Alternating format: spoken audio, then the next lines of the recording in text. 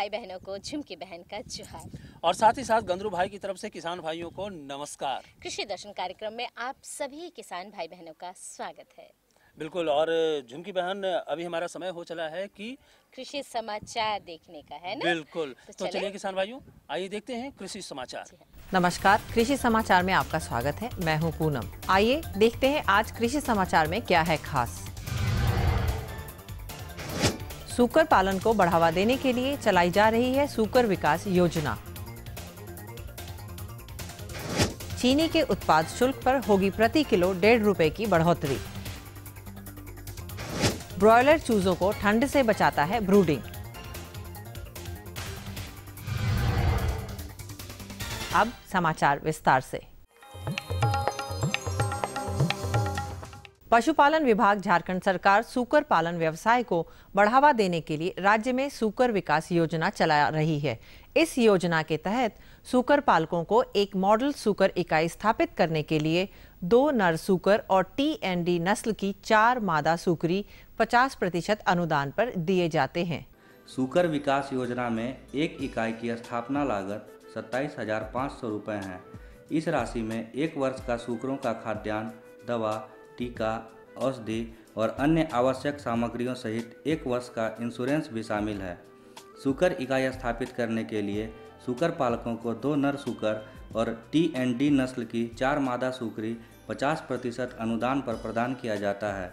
इस योजना के लिए लाभुक के रूप में वैसे सूकर पालकों का चयन किया जाता है जिनके पास सूकर पालन के लिए स्वयं का बाड़ा हो। सूकर पालन व्यवसाय में पहले से जुड़े व्यक्तियों या प्रशिक्षण प्राप्त सूकर पालकों को प्राथमिकता दी जाती है। केंद्रीय कृषि मंत्रालय ने चीनी पर उत्पाद शुल्क 1.5 रुपए प्रति किलो बढ़ाने का समर्थन किया है। अभी चीनी पर उत्पाद शुल्क करीब 70 पैसे प्रति किलो है। फिलहाल सरकार लेवी प्रणाली के जरिए चीनी मिलों से 17 रुपए प्रति किलो की दर से चीनी खरीदती है। इसे 13 रुपए 50 पैसे प्रति किलो की दर पर बेचती है। सिर्फ सार्वजनिक वितरण प्रणाली के लिए सरकार को सालाना 27 लाख टन चीनी की जरूरत होती है।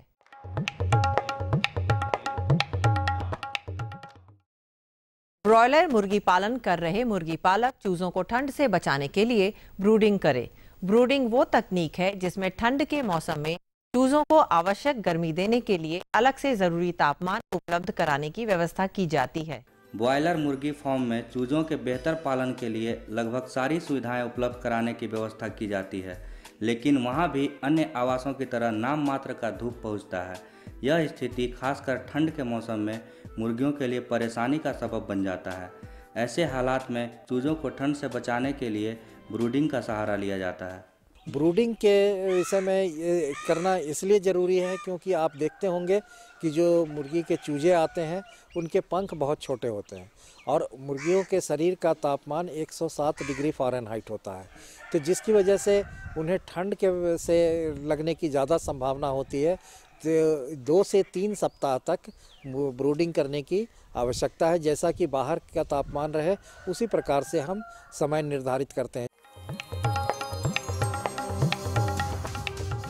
गन्ना की खेती करने वाले किसान इस फसल से बेहतर उपज प्राप्त करने के लिए BO 147 नामक उन्नत प्रभेद लगाएं। इसकी सबसे बड़ी खासियत है कि इसमें लाल सड़न रोग नहीं लगता है, साथ ही ये कीट रोधी भी है।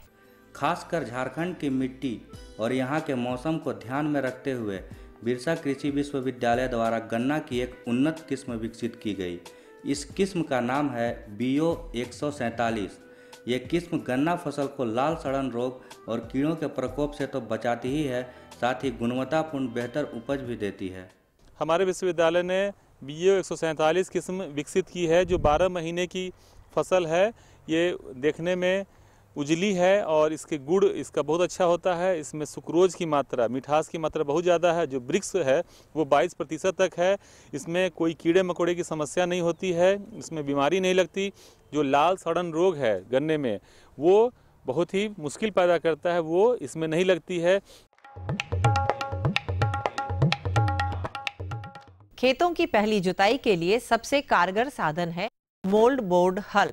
इसमें 10 सेंटीमीटर चौड़ा फाल लगा होता है जो खेतों की गहरी जुताई को आसान बना देता है।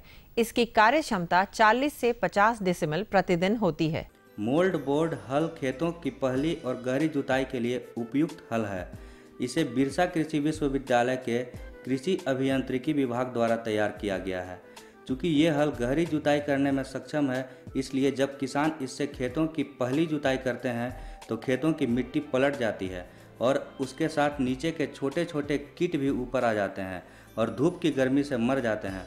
इसकी कार्य क्षमता 40 से 50 डेसिमल प्रतिदिन है। और अब एक नज़र राज्य के 3 प्रमुख शहरों के मौसम के मिजाज पर।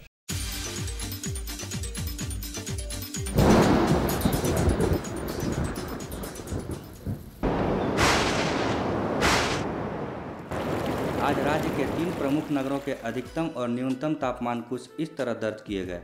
रांची अधिकतम तापमान 28.6 डिग्री सेल्सियस और न्यूनतम 15.5 डिग्री सेल्सियस। जमशेदपुर का अधिकतम तापमान 29.6 डिग्री सेल्सियस और न्यूनतम 16.8 डिग्री सेल्सियस। मेदिनीनगर का अधिकतम तापमान 29.4 डिग्री सेल्सियस और न्यूनतम 16.2 डिग्री सेल्सियस। और अब मंडी भाव में आइए नजर डालते हैं अनाजों के भाव पर।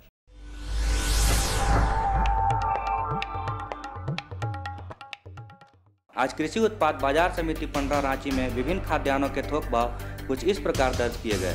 चावल मोटा 1950 रुपये से 2050 रुपये, चावल मध्यम 2100 रुपये से 2250 रुपये, चावल उत्तम 2300 रुपये से 2600 रुपये, गेहूँ 1600 रुपये से 1650 रुपये, चना 5000 रुपये से 5100 रुपये, दाल अरहर 6900 रुपये से 7000 रुपये, दाल मसूर 4500 रुपये से 4600 रुपये, दाल चना 5800 रुपये से 6100 रुपये, सरसों तेल 10100 रुपये से 10150 रुपये, चीनी 3300 रुपये से 3400 रुपये, आलू 650 रुपये से 750 रुपये और प्याज 1700 रुपये से 1900 रुपये प्रति क्विंटल रहा। कृषि समाचार में आज इतना ही। अगले दिन अगले अंक में फिर मुलाकात होगी कुछ ताज़ा तरीन खबरों के साथ।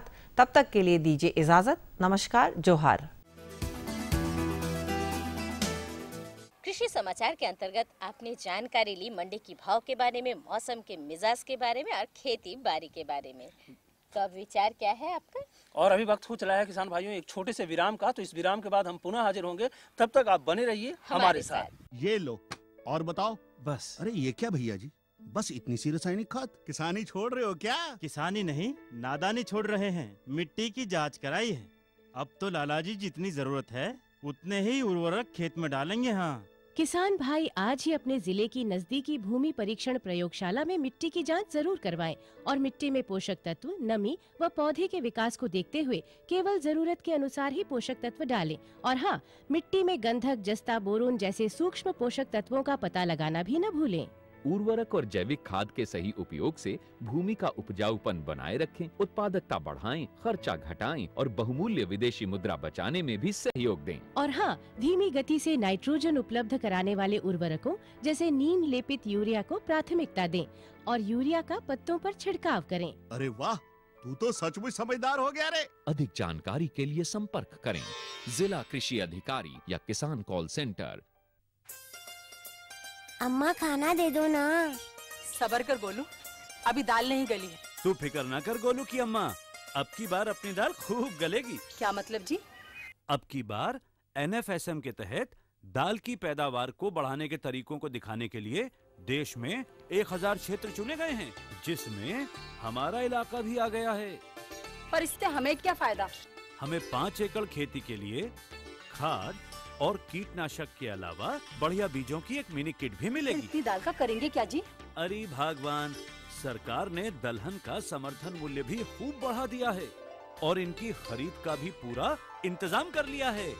इससे आमदनी बढ़ेगी और फिर हमारा गोलू अच्छे स्कूल में जाकर के कृषि वैज्ञानिक बनेगा। हाँ, खुशबू की फुहार में, स्वाद की बहार में, तरक्की की तानों में, खिलती मुस्कानों में, हरे भरे पौधों में, बड़े बड़े सौदों में, मधुर भिनभिनाहट में, खुशियों की आहट में। NHM बागवानी मिशन, हमारी चाहत, आपकी मुस्कुराहट। विराम के बाद एक बार फिर से स्वागत है हमारे सभी किसान भाई बहनों का। बिल्कुल झुमकी बहन, अभी जाड़े का जो मौसम है वो खत्म होने वाला है। बिल्कुल सही कहा और आपने। धीरे धीरे जो बसंत ऋतु का आगमन होने वाला है। जी हाँ, जी हाँ। और पतझड़ का मौसम आने वाला बिल्कुल। है। तो अब हमें लगता है किसान भाइयों की आपको जानकारी देने का भी समय है, लेकिन हम जानकारी आपको जरूर उपलब्ध कराएंगे। लेकिन मंगरा दादा और कारू दादा अभी हमारा इंतजार कर रहे हैं, तो हमें लगता है कि हमें चलना चाहिए कारू दादा और मंगरा दादा के पास। बिल्कुल सही कहा आपने। तो चले हम कारू दादा और मंगरा दादा के पास। चले। तब दादा, आज तो हम लोग बाकले के खेत में बैठे हुए हैं। हाँ, हमने ये खेती किया है। हाँ। बकले की बहुत बढ़िया मेरा खेती है। हाँ। लेकिन साथ में फ्रेंच बीन भी किए हैं। अच्छा। लेकिन अब हम चाह रहे हैं कि फ्रेंच बीन की जो खेती हम कर रहे हैं तो बीज हम बाहर से लाते हैं खरीद के। हाँ। हम चाह रहे हैं कि खुद इसका उत्पादन करें।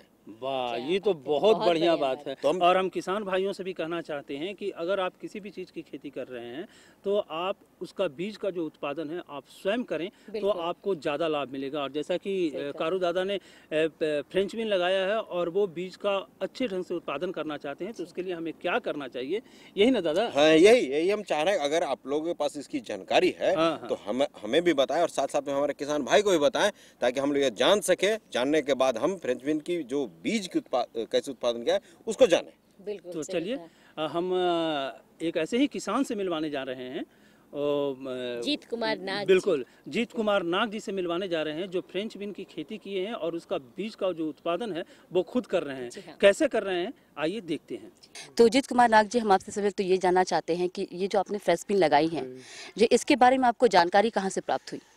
सबसे पहले तो हमको इसकी जानकारी हुई पलांडू SRI जी, वहाँ से जानकारी हुई। वहाँ के धनंजय जी हैं जो सर हैं, वो बोले कि ऐसे हम लोग का हर महीना 24 तारीख को मीटिंग वहाँ रहती है किसानों का।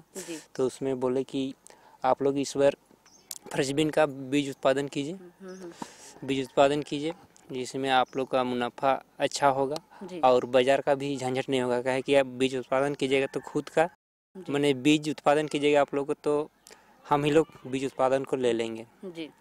तो आपने ये जो बताया कि बीज का चयन आप किस प्रकार से करते हैं, इसके बारे में आप हमें बताएं। तो बीज उत्पादन चयन करने के लिए हम लोग को प्लांडू से ही दिशा निर्देश मिलती है। दिशा निर्देश मिलता है। जी। तो जो है प्लांडू से आपको ये सारी जानकारियाँ मिलती हैं। जी, अभी आपने बताया कि ये जो है फ्रेंच बीन आपने लगाई है, ये जो आपने जो ये आपका पूरा एरिया जो है, ठीक है, जो आपका खेत है वो कितना है और इससे आपको क्या लाभ है? मेरा बीज उत्पादन के लिए 25 डिसमिल का है। 25 डिसमिल में मैं बीन का बीज उत्पादन के लिए किया है। और इसमें हमको लगता है अनुमान, ऐसे अब मेरा शुरुआत है इसलिए थोड़ा सा लेट में लगा, तो इसलिए कम से कम मेरा मुनाफा क्या कमा लेते हैं? हाँ, मुनाफा होगा लगभग वही 20 से 22 हज़ार रुपये। 20 से 22 हज़ार रुपये। ऐसे लेट में लगाए हैं, इसलिए लेट से लगाए हैं। इसलिए अगर आप शायद समय पे लगाते तो मेरे ख्याल से आपको ज़्यादा से ज़्यादा मुनाफा कमा सकते थे। मैंने कम से कम 25-30 हज़ार 25-30 हज़ार रुपया आपको मिल जाता सालाना। सालाना नहीं, एक सीजन में। 3 महीना में कहीं 3 महीना में। जी, तो मेरे ख्याल से तब तो ये बहुत अच्छा है ये खेती करना। हाँ, बहुत अच्छा है। बहुत और अच्छा किसानों के लिए बहुत लाभदायक है। तो ये तो हुई हमारी कृषि संबंधी जानकारी। तो हम आपसे ये जानना चाहते हैं कि आपके परिवार में जी कितने लोग हैं और आपका भरण पोषण किस प्रकार से होता है? मेरा परिवार में ऐसे 5 परिवार हैं। मेरे मम्मी पापा हैं जी, काफ़ी बूढ़ा हो चुके हैं। ऐसे खेत में देख रेख वही सब करते हैं। और मेरे एक बीबी हैं, मेरे एक बच्चे हैं जो स्कूल जाते हैं, अभी 9 साल के हैं। 9 साल के हैं। अच्छा, ये यहीं के नज़दीकी विद्यालय में पढ़ते हैं? हाँ, नज़दीकी विद्यालय, यहाँ से करीब 1.5 किलोमीटर बयांगडी पड़ता है, CDF स्कूल। तो आपके घर में जो भरण पोषण आपका जो होता है, ये सब जो है आपके कृषि संबंधी से ही होता है? हाँ, अभी तो मेरा कृषि संबंध से ही हो रहा है। जी, हम आपसे ये जानना चाहते हैं कि अभी आपने बताया कि आपके जो हैं बच्चे जो हैं वो विद्यालय में पढ़ते हैं, आपका सारा परिवार जो कृषि से ही संबंधित है, इस पे ही आधारित है। जी, तो इन सब चीज़ों से आप समय जो निकालते हैं, ठीक है, उसके बाद कोई क्या अलग से व्यवसाय भी करते हैं क्या आप? ऐसे अलग से व्यवसाय तो हम नहीं करते हैं, लेकिन ऐसे गांव में के जो किसान हैं उसको प्रेरित करते हैं कि हम लोग को खेती लगाना है। खेती में हम लोग का मुनाफा ज़्यादा है। कहे तो अभी हम गांव में बहुत ऐसे आदमी हैं जो कि उतना नहीं पढ़ लिखे हैं जो कि नौकरी करे। हम लोग का एक साधन है कि खेती करें और खेती ऐसा करें कि व्यवसाय रूप से करें, कि छोटी छोटी खाने के लिए नहीं करें। तो हम आपसे ये कहना चाहते हैं कि हमारे सामने हमारे किसान भाई हैं, तो हम आपसे चाहते हैं कि आप भी जो है उनको संदेश दें कि अगर इस तरीके की अगर वो खेती करते हैं या बीज उत्पादन, ठीक है, अगर कहीं से लेते हैं तो इनसे उनको अच्छा से अच्छा मुनाफा मिल सकता है। तो हम चाहते हैं कि आप उनको एक संदेश दें इसके बारे में। हम किसान भाइयों को यही कहना चाहूँगा दीदी, खासकर कि बीज उत्पादन में आए, क्योंकि हम लोग का बाजार का झंझट नहीं होगा। हम लोग को बीज उत्पादन इस बीज उत्पादन में एक किस्त पैसा मिलता है कि मुफ्त, जो हम लोग का पैसा बचत होता है। पैसा बचत होता है। कहते इसे बाजार करते हैं तो हम लोग का जैसे 1000 500 रुपया होता है तो बीच में ख़त्म हो जाता है। एक बार ही जो पैसा मिलना है वो मिल जाता है, तो कुछ बचत होता है। बचत होता है जी।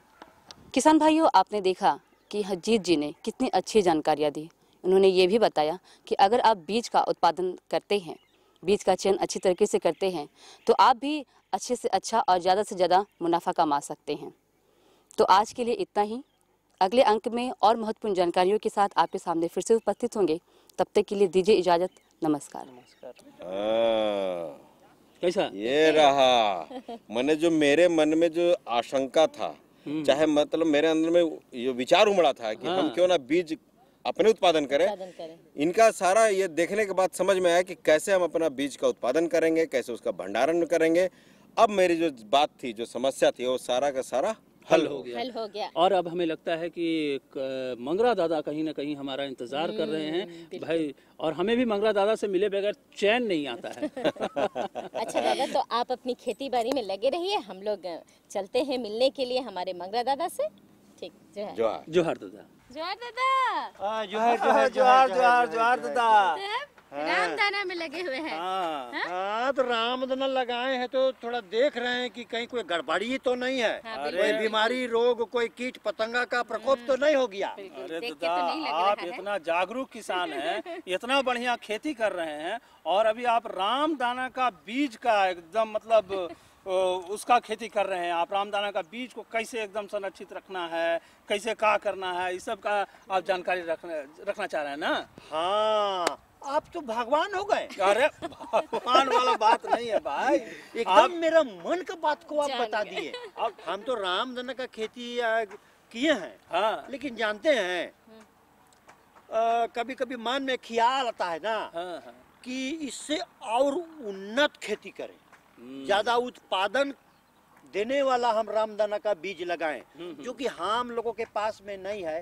तो अगर ऐसा जानकारी मिलता कि उन्नत प्रभेद वाला, उन्नत किस्म वाला, ज्यादा उपज देने वाला अगर कोई रामदाना का बीज मिले या बीज का उत्पादन हम खुद करें अपना खेत में। बिल्कुल, लेकिन हमारे दादा के साथ साथ बहुत सारे ऐसे किसान हैं जो भाई ये जो रामदाना है ये एक साधारण सा साग होता है, और किसान भाई इसको तोड़कर या तो खा जाते हैं या फिर बाजार में बेच देते हैं। लेकिन अगर आप इसकी जो रामदाना की दाना तैयार करके अगर उसका व्यापार करें तो काफी लाभ मिल सकता है। हम करते हैं ना, लेकिन बीज उत्पादन के बारे में बिल्कुल बिल्कुल मैं बीज उत्पादन की बात कर रहा था कि साग न तोड़ करके उसको बीज के लिए छोड़ दीजिए, और उसका जो बीज का उत्पादन होगा वो आपको अधिक मुनाफा देगा। तो चलिए इस विषय पर जानकारी लेते हैं श्री जयलाल महतो जी से। अच्छा, आप हमें ये बताएं कि रामदाना की खेती है क्या? एक्चुअली में है क्या कि रामदाना की उपयोगिता के विषय में हम पहले समझें कि यह एक ऐसी फसल है कि जिसका जो दाना है, दाना से हम दूध को बनाते हैं।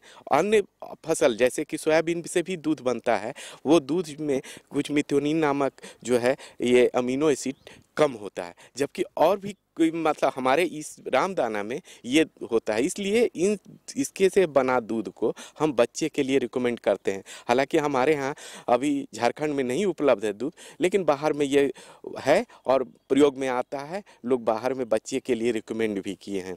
हो सकता है निकट भविष्य में हम लोग अगर उपज बढ़ाएं तो हमारी जो लोग होंगे आसपास के ये इसकी डिमांड करेंगे, जिससे हम अपना उपयोग मतलब कि इसको दूध बनाने का एक संयंत्र भी हम बैठा सकते हैं। तो मैं ये बताएं कि खेत की आवश्यकताएं क्या क्या हैं?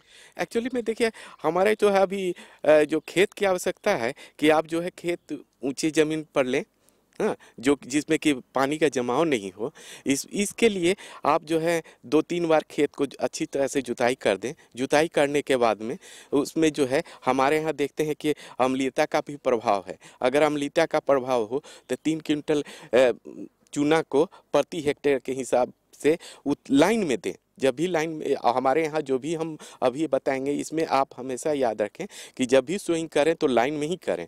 तो सोइंग के पहले जो है अंतिम जुताई जो आप 2-3 बार करेंगे, अंतिम जुताई के बाद में इसको चूना को बिखेर दें। जब भी चूना डालें, चूना डालने के बाद में लाइन को जो लाइन में डाले हैं उसको एक लकड़ी से मिला दें। मिलाने के बाद ही में खाद को हम उसमें डालेंगे और बीज को डालेंगे। डॉक्टर साहब, हमें बीज के बारे में एक अच्छी जानकारी दे दें। तो झारखंड के किसान भाइयों, आपकी तरफ से मैं ये भी पूछ लेती हूँ कि क्या इसके लिए कोई मानक है जो कि सरकार द्वारा तय की गई है? डॉक्टर साहब, आप हमें बताएं कि क्या कोई सर्टिफिकेशन मानक है इसमें एक्चुअली में है 3 तरह के सीड होती है। एक तो होता है ब्रीडर सीड, न्यूक्लियस सीड और सर्टिफाइड सीड। हमारे यहाँ जो और एक फाउंडेशन भी होता है। न्यूक्लियस सीड जो है जो आप के लिए नहीं है, मतलब ब्रीडर सीड भी आपके लिए मतलब का नहीं है, आप नहीं कर सकते हैं। ये जो है इंस्टीट्यूशन करती है। हमारे यहाँ आप जो कर सकते हैं वो फाउंडेशन कर सकते हैं और सर्टिफाइड कर सकते हैं। फाउंडेशन के लिए आपको ये या सर्टिफाइड के लिए आपको एक टैग की आवश्यकता होती है। जैसे अगर फाउंडेशन आपको करना है तो सर्टिफाइड को सीड का फाउंडेशन का करना है तो आपको ब्रीडर सीड का टैग जो गोल्डन येलो होता है उसको आपको देना पड़ेगा। एरिया के हिसाब से जितना आपको सीड की ज़रूरत है वो टैग को आपको रजिस्ट्रेशन के समय में इंस्पेक्टर को देना होगा। अगर आप सर्टिफाइड का कर रहे हैं तो उसके लिए आप फाउंडेशन सीड का टैग जो है उजला होता है। तो ये दोनों पहचान है जिससे कि आप पहचान लें कि हमको अगर हम सर्टिफाइड कर रहे हैं तो हमको येलो मतलब कि वाइट सीड मतलब उजला वाला जो टैग होता है वो हम आवश्यकता है जो इंस्पेक्टर खोज सकता है जहाँ से भी कर दें। तो ये है कि फाउंडेशन सीड ही आपको खरीदना होगा सर्टिफाइड के लिए। अगर फाउंडेशन कर रहे हैं तो आपके प्लॉट से 4 मीटर की दूरी चारों ओर कोई भी रामदाना का वेराइटी नहीं होनी चाहिए। तो अब हम ये भी जान लें कि जो हम खेत में बीज डालेंगे तो बीज उगने से पहले और जो बीज हो जाएगा उसके बाद या इस पूरे दौरान में हम किस तरह से उसकी देखभाल कर सकते हैं? डॉक्टर साहब, आप हमें ये बताएं कि इसकी खेती जो है वो बहुत ज़्यादा मुझे लगता है पॉपुलर नहीं है, बहुत प्रसिद्ध नहीं है, तो क्या करेंगे इसे पूरी अच्छी तरह से हमें हमारे किसान भाइयों को बता दें। एक्चुअली में है क्या कि ऐसा तो नहीं है कि पॉपुलर नहीं है। हाँ, हम लोग इसे जिस रूप में इसे उगाते हैं वो मतलब हम लाल साग के रूप में करते हैं। लाल साग कहीं एक मतलब इम्प्रूव रूप है, मतलब वही है, कुछ अंतर है नहीं। लेकिन ये है कि हम लोग ने ब्रीड करके इसको इम्प्रूव किया है जिससे कि हम दाना और पहले जो हम अपने किचन गार्डन में या बागान वगैरह में आड़ पर लगाते हैं उसमें जो है केवल साग के लिए हम करते हैं। कभी दाना के लिए हम लोग बहुत ज़्यादा नहीं ध्यान दिए, लेकिन अब जो है हम बताने जा रहे हैं वो दाना के लिए है। हाँ, इसके लिए जो है आप सबसे पहले तो खेत की तैयारी का बात हो गई, खाद का भी बात हो गई। अब उसके बाद में है कि इसको सोइंग के लिए आप हमेशा लाइन में रखें, जो कि इसकी दूरी जो है करीब करीब 45 सेंटीमीटर जो कि आप दूरी देख सकते हैं रखा गया है 45 सेंटीमीटर। पौधा से पौधा जो है 15 सेंटीमीटर की दूरी रखी जाती है। इसमें खाद की मात्रा जो है कम से कम आप जो है 40 किलो यूरिया जो है 40 किलो एन जो है और 60 किलो फास्फोरस जो है और उसके बाद में जो है 20 kilo potash muriate of potash जो है प्रति हेक्टेयर के हिसाब से आप दे सकते हैं।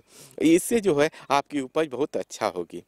इसमें जो उपज जो है करीब करीब दाना जो है 15 क्विंटल प्रति हेक्टेयर के हिसाब से मिल जाता है।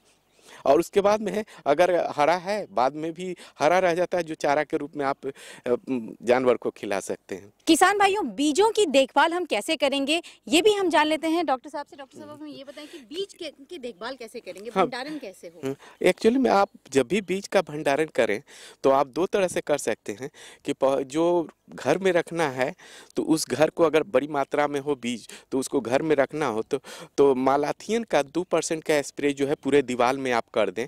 उसके बाद में अगर बोरे में रखना हो तो 5% जो है का घोल बनाकर बोरा को अच्छी तरह डुबो दें, उसे सुखा दें, मतलब कि छांव में ही सुखाएं। सुखाने के बाद में उस बोरे में ये सूखा हुआ बीज जिसको कि आप अच्छी तरह धूप में सुखा दिए हैं उसको जो है आप स्टोर करके आप रख सकते हैं। ये इस तरह से रखेंगे तो आपका बीज जो है अच्छा तरह से रहेगा, अगले काम आएगा और उसके अंदर उसका जो है जर्मिनेशन जो है इफेक्टेड नहीं होगा। किसान भाइयों, डॉक्टर साहब ने हमें काफी बेहतरीन जानकारियां दी रामदाना की खेती और उसके बीज उत्पादन तथा बीज के भंडारण के बारे में।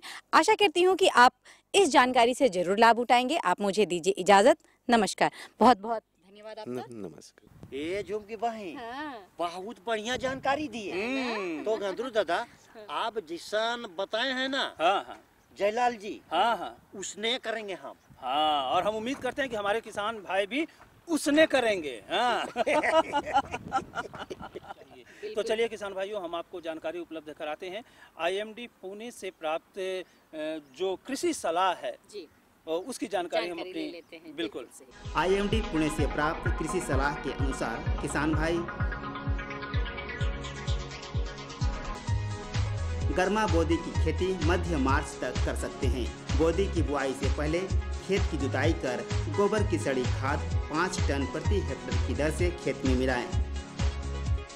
बोदी की उन्नत प्रभेद पंत दोबिया 2 है। इसे 40 किलोग्राम प्रति हेक्टेयर की दर से प्रयोग करें। बुआई के बाद 2 बार निकाई गुड़ाई की जरूरत होती है।